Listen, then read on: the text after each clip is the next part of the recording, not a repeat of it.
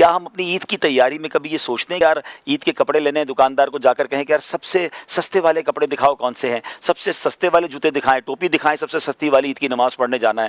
تو ایسا تو نہیں ہوتا. عید کے دن جن کو اللہ نے نوازا ہے بہترین کپڑے، بہترین جوتے، بہترین لباس، اپنے بچوں کے لیے برانڈڈ چیزیں خریدتے ہیں، اور اللہ کی بارگاہ میں جب دینے کی باری آتی تو چاروں کیٹیگریز میں جو سب سے سستا والا فطرہ ہے وہ ہم دے دیتے ہیں. اپنے دل سے پوچھے کہ ہم درست کر رہے ہیں؟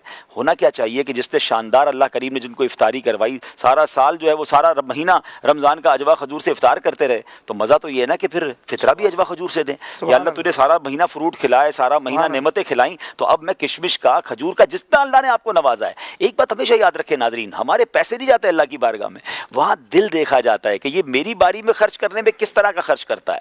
ہم اپنے لیے خریدتے ہیں تو بہترین، اللہ کی راہ میں نارملی ہو یہ گیا ہے کہ گھٹیا مال یہ بچ گیا ہے، چلو کسی کو دے دیں. آج میں جرابے پہن رہا تھا، اس میں سوراخ نظر آیا ہے، چلو وہ کسی غریب کو دے دیں. اچھا کھانا بچ گیا ہے، وہ ماسیوں کو دے دیں. یعنی ہمیں ہر وہ چیز یاد آتی ہے جو اب ہمارے کام کی نہیں ہے، وہ ہم اللہ کی راہ میں دیں. حالانکہ چوتھے پارے کی پہلی آیت ہے لن تنالوا البر حتى تنفقوا مما تحبون.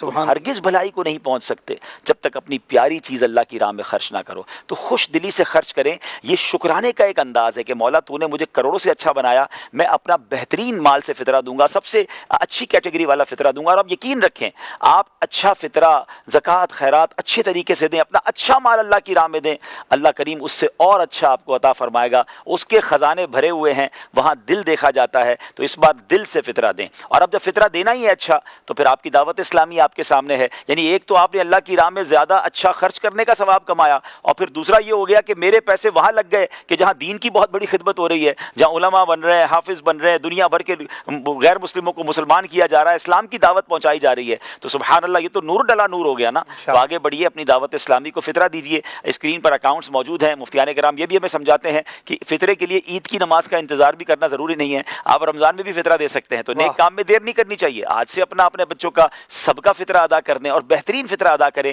اللہ کریم ہم سب کے مال میں برکت عطا فرمائے. ماشاء اللہ ایسے کئی گھرانے ہیں کہ جہاں روزانہ افطار میں باقاعدہ اہتمام سے اجوا کھجور کھائی جاتی ہے. یار روز افطار میں اجوا کھا رہا ہوں اور عید والے دن فطرہ میں گندم کا دے رہا ہوں. اپنے دل سے پوچھ لیں کہ یہ ٹھیک ہو رہا ہے نہیں ہو رہا. آپ ذرا قیمت سن لیں جو دارالفتا اہل سنت کی طرف سے جاری ہوا ہے.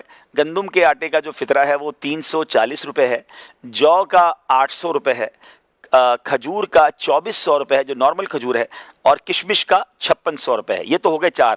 اب جس کو نور علی نور اور اللہ کی راہ میں دل کھول کر خرچ کرنا ہے تو پھر اجوا کھجور کا جو فطرہ ہے 14400 روپے ہے. قبلہ شیخ طریقت امیر اہل سنت نے پچھلے دنوں اعلان کیا کہ میں اپنی طرف سے اجوا کھجور کا فطرہ پیش کروں گا. پھر نگران شورا نے بھی ماشاءاللہ یہ اعلان کیا. تو انشاءاللہ میری بھی نیت ہے اپنا اور اپنے سارے گھر والوں کا انشاءاللہ اجوا کھجور کے لحاظ سے فطرہ دیں گے. یعنی یہ تو سچی بات ہے، ہمارے اکاؤنٹ میں جا رہے ہیں، اتنی پیاری نعمت ہے، خرچ کریں گے انشاءاللہ کہیں نہیں جائیں گے، ادھر بھی ملٹی پلائی ہو جائیں گے، اور اللہ نے چاہا تو جنت کے خزانے بھی عطا ہوں گے.